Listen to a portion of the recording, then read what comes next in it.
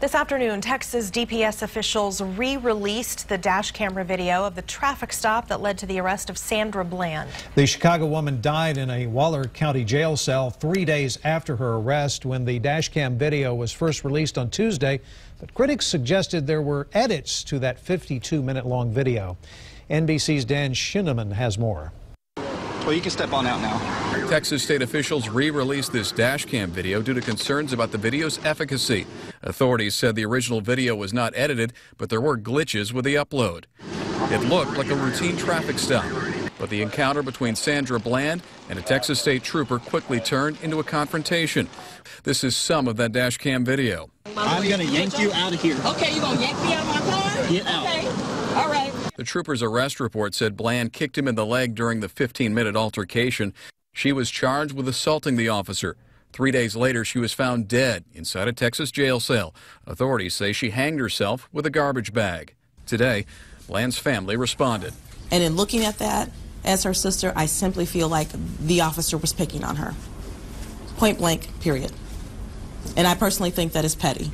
Supporters insist Sandra Bland was upbeat and excited about a new job at her alma mater, Prairie View A&M.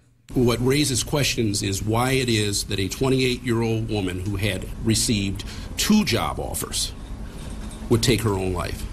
A Texas Rangers investigation into the death is being supervised by the FBI. Bland's body will be laid to rest this weekend in Chicago. Dan Shinneman, NBC News. DPS Trooper Brian Encenia is on leave while Texas Rangers investigate, so we want to know what he could have done better and if Sandra Bland did anything wrong. And today we spoke to a retired Austin police officer, Dennis Ferris, for some insight. A tense exchange that started when Bland refused to put out her cigarette. And I'm calling my I'm going to yank you out of here. Okay, you going to yank me out of my car? When you see him reach into the car, she pulls back. She's actively not complying with him. So she's being uncompliant at that point. At that point, he feels, I guess he felt threatened enough that he pulled out his taser. My own car. Get out of the car! And then you I will light you up. Get out! Wow. Now! Wow. Get out of the car! Ferris says while Trooper Encenia had the right to ask the cigarette be put out, but using threatening terminology was not the way to go. I don't think that's an appropriate thing to say, that I'm gonna light you up. That's not, by any stretch of the imagination, to me, is not appropriate. He says Bland's biggest mistake is trying to resist arrest.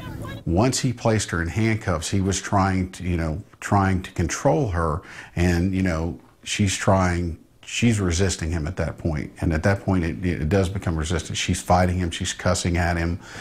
She's calling him names. She's calling everybody names. She's not being very cooperative with him at all.